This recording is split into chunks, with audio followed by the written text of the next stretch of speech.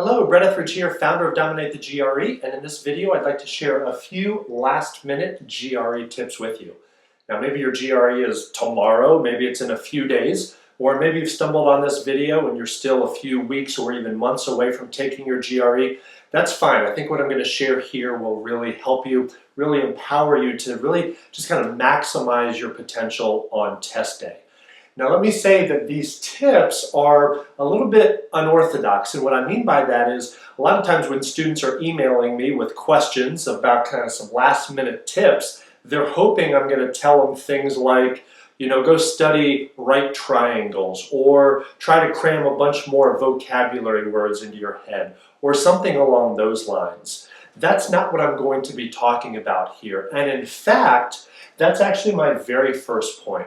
My first tip for you is to trust your preparation. That's right, trust your preparation.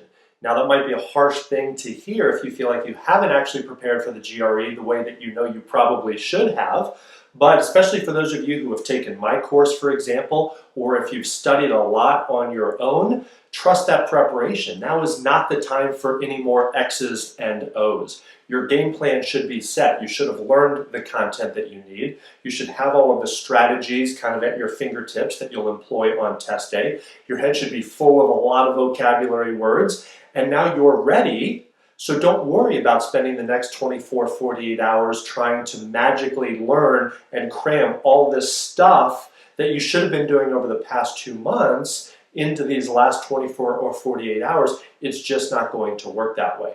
The analogy I like to use is tennis. I'm a big tennis player, and I couldn't show up to a tennis court for a match and expect to use the warm-up time to learn how to hit a forehand, right? Or to work all the kinks out of my serve, or to somehow ask my coach, oh, I need a game plan for this guy. I need strategies for my opponent. That work had already been done. So the warm-up time was just a time for me to loosen up my muscles, and then, muscle memory takes over for the work that I had already done. And so that's the reality. Trust your preparation, and that should take some pressure off. Because like I said, a lot of times students will email me or even call me a day or two before their GRE and ask what they should do. Here's my advice. Go to the movies. Literally, I encourage you, don't do anything the day before your GRE. And I don't say that tongue-in-cheek, I'm actually serious. And there's a couple of reasons for that. One, everything I just talked about, you're not magically going to learn a ton more formulas or vocabulary words, in a day or two. And two, you actually need to give your brain time to implement everything that you've done to this point. To use another sports analogy, if you lift weights or know anything about exercise, oftentimes athletes take a rest day. Weightlifters take a rest day. Athletes always take some time off to allow their muscles to rebuild, right? So you're taxing your muscle, and then actually some of the biggest gains are made on your day off, on your rest day, when your muscles can rebuild themselves, your joint fluids can kind of replenish, and you actually come back the next day stronger, better, faster, even after a day of doing nothing. And your brain works the exact same way.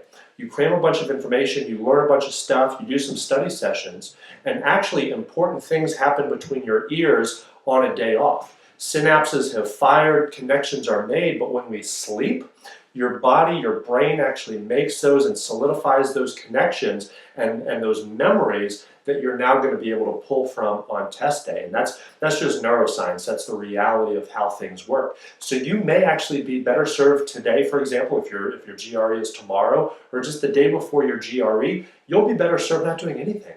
Go to dinner with your family, go hang out with your family, go to a movie, get a good night's sleep, and that will actually enable some of what you've already done, that preparation that you're trusting, to cement itself so that you wake up even better and ready for test day. So with that said, that's point number one. That brings us to my second tip. And my second tip is have the proper perspective heading into test day. That's right, you need to adopt the right perspective, and I would go as far as to say, chill out a little bit. Being over anxious will kill your GRE score as much as any lack of preparation, right? You might have a bunch of stuff up here, but if you show up on test day and you have blown this test out of proportion, and you have put undue weight on this test, and in your mind it's the biggest thing in your entire life, and you're stressed, and your whole future depends on this test, and your livelihood will not be the same if you don't do well on the GRE, how do you think you're going to do if you show up on test day with that mindset, with that mentality?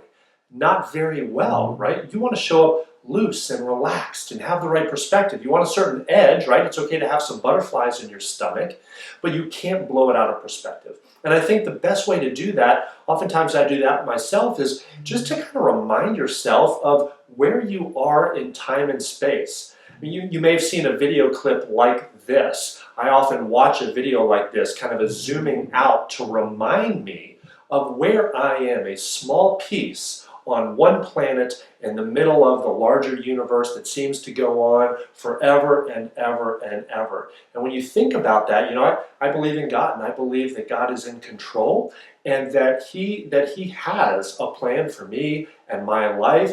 And regardless of what you think about that, at the end of the day, things are a lot bigger than you, and they're a lot bigger than this GRE. And in fact, it is a privilege for you to even have the opportunity to take the GRE. And so I think that is a useful opportunity to adopt. What do I mean by that? The very fact that you're thinking about going to graduate school or business school, whatever reason you're taking the GRE, that sets you up into the top, certainly 5%, maybe even the top 1% of people worldwide, right? Maybe it comes from my experience. I was in the Peace Corps, living in a small thatched roof hut in Madagascar, a very poor place where they lived on about $1 per day, a lot of malnutrition, a lot of poverty, people dying of diseases. They didn't even, most of the people that I interacted with on a daily basis didn't even finish elementary school, right? They have to start working in the rice fields, or for whatever reasons. And so the idea of going to graduate school, I mean, you've already gotten an undergraduate degree and now you're trying to better yourself that much more.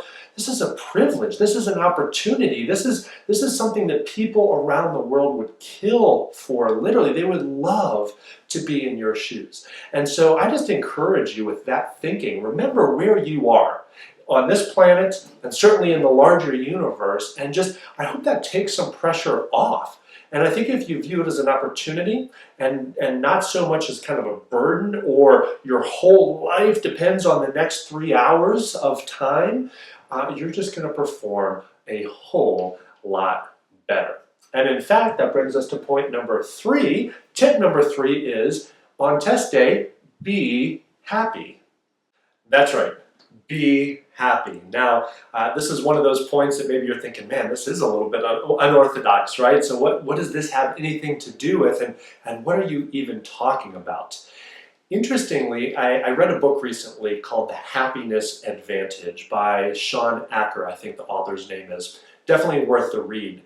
And it's a book about positive psychology and just the benefits that you can derive from being happy. And more specifically, okay, if you're not innately happy, what are things you can do to kind of make yourself happy? Because the benefits that kind of accrue from that, especially in the world of business and success, are tangible. And in one of the chapters, he cited this study that just really, really interested me. He talked about this group of school kids in Japan, I believe it was. I think they were high schoolers. And they took a couple different groups of kids, and one of the groups of kids, they put into situations to intentionally make them happy, had them do things to raise their happiness quotient. Like however you quantify that, this group of students were happier than the other group of students. And interestingly, the happier students did much better on standardized tests than the unhappy students. Interesting. So as you think about heading into the GRE, and I just thought that was weird, so then I actually went and looked up the study and read the study and just kind of did some more on that. And there definitely seems to be something to it. So let me kind of give you the caveat here before I give you some specific pointers. What's the worst thing that happens if you're a little bit happier, right? Even if it doesn't directly translate into a higher GRE score, at least you're making the world a better place, right? You feel better about yourself, and your spouse is happier with you, and your kids like you more. Like, there's nothing wrong with applying this, but what if it really does work? And what if it does help boost your GRE score? And so there does seem to be some scientific evidence, however you want to quantify that, a lot of studies out there connecting happiness with standardized tests. And so what are some things you can do to be happy on test day? And that's what I would encourage you to think about. You know, some simple things. We know that you are a happier person when you help others. And so a very simple tip, you know, maybe as you're driving to the test on test day and you stop at Starbucks, pay for the coffee of the person behind you. One of those kind of goodwill gestures that you'll never get thanked for, but you make that person's day, right? And then you have a big smile on your face as you're driving to the testing center because you just did something nice for somebody else, right? It cost you $3, you made somebody else's day, and maybe your happiness translates to more success on test day. Right? Maybe you watch your favorite movie. Maybe you get up in the morning on test day and you listen to songs that make you happy, something that puts a smile on your face. Maybe you just spend time with your kids the day before your GRE. Think about what that would be for you, but what are some things you can intentionally do to raise your happiness quotient on test day? And I certainly encourage you to do it all year round, right? I want you to be a happy person, but even if you just kind of fake it for one day, what can you do to be happy on test day to help raise your GRE score? So I think that's a fun one, and I make light of it a little bit, but I wouldn't have put it up here if I don't actually think there's something to it. I encourage you to take action on that, which brings us to point number 4. Tip number 4 for your last minute GRE advice is to win the test day morning.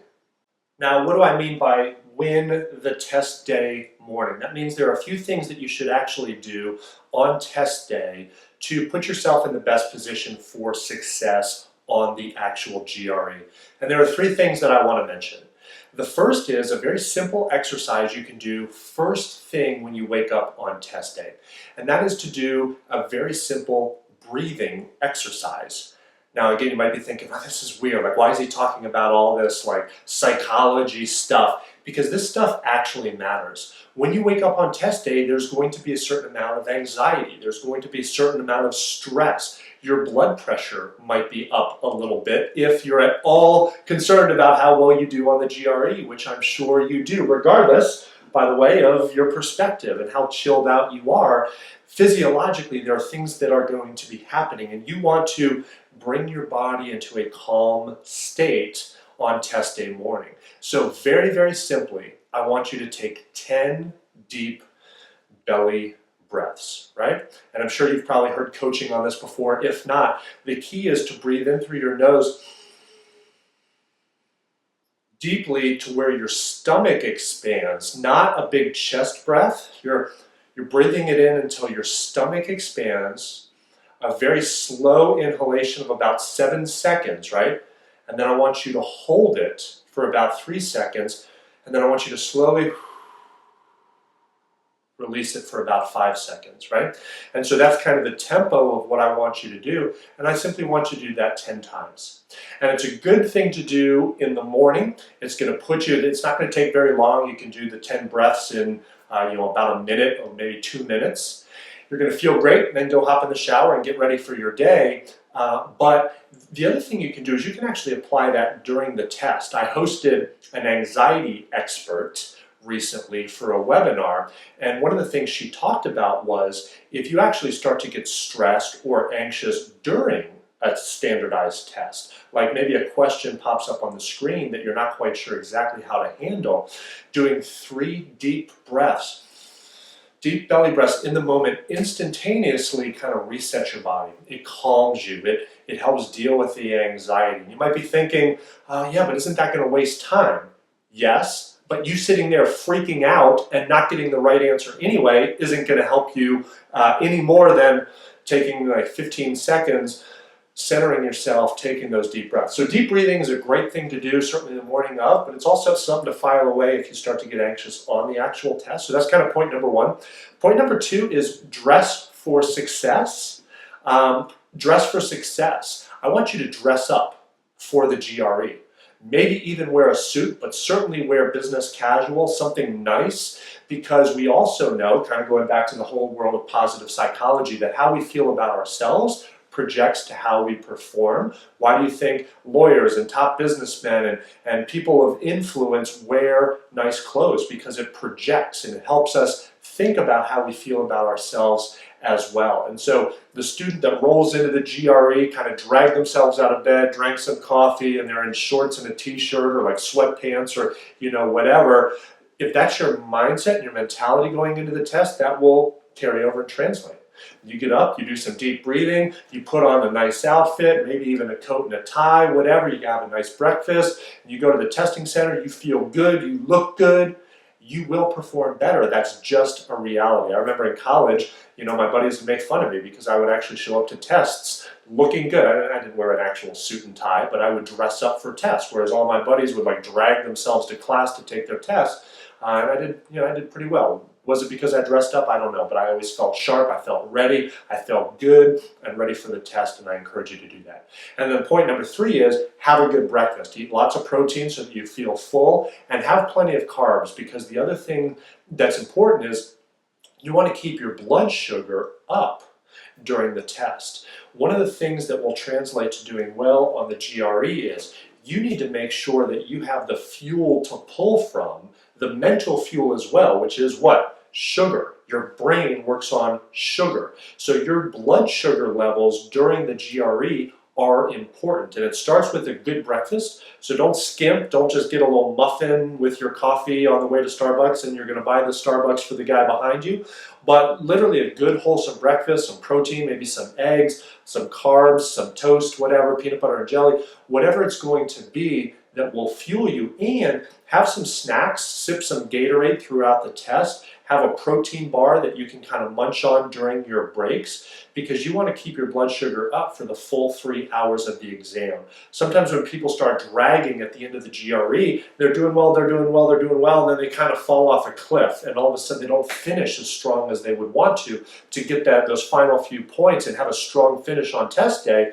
It's because they start to get tired, mentally fatigued. All of a sudden it's harder to do well on reading comprehension, for example, if you're mentally fatigued. And so keep that blood sugar up throughout, and certainly the breakfast you eat the morning of will help you win the day, win the morning. Quick funny story as we wrap things up for you. Don't overdo it, or don't do anything that you've never done before. I got an email from a student once who said, man, I was ready, I loved your course, I was ready for the GRE, and then I made the mistake of drinking a huge energy drink on the way to the GRE. The problem is the student wasn't used to energy drinks, so there's a lot of extra caffeine, and he said, man, I had to go to the bathroom non-stop through the whole test. And he said what happened was I went during one of those 5-minute breaks between sessions or between sections, and I had to go to the bathroom bad, and I kind of took my time. I got back to the testing center, and the clock had already started on the next section, so now I was behind on time, and I freaked out, and I panicked, and I ended up kind of bombing it, so I'm going to have to retake the GRE. So, he literally was kind of affected by what he drank and ate the day of his GRE, because it was different from what he was used to. So kind of keep that in mind as well. So hope that helps you. But regardless, I know you do well. I hope you have prepared. If you've taken my course, I know you're ready. Trust your preparation. If you haven't taken my course and you still have some time, there's never too late, right? But put in the time, trust your preparation, get the proper perspective, do something to intentionally be happy on test day, and then win the morning. And I know you'll do great. Leave your comments below. I would love to hear from you. Which of these tips resonates with you, certainly. But then also maybe what questions do you have for me kind of above and beyond this when it comes to the GRE, and then share your results. Come back and let us know how you did and said, hey, I was super happy, I performed well, I did well, thank you for this, whatever it is. I'd love to hear from you. So with that, may you go out and dominate the GRE.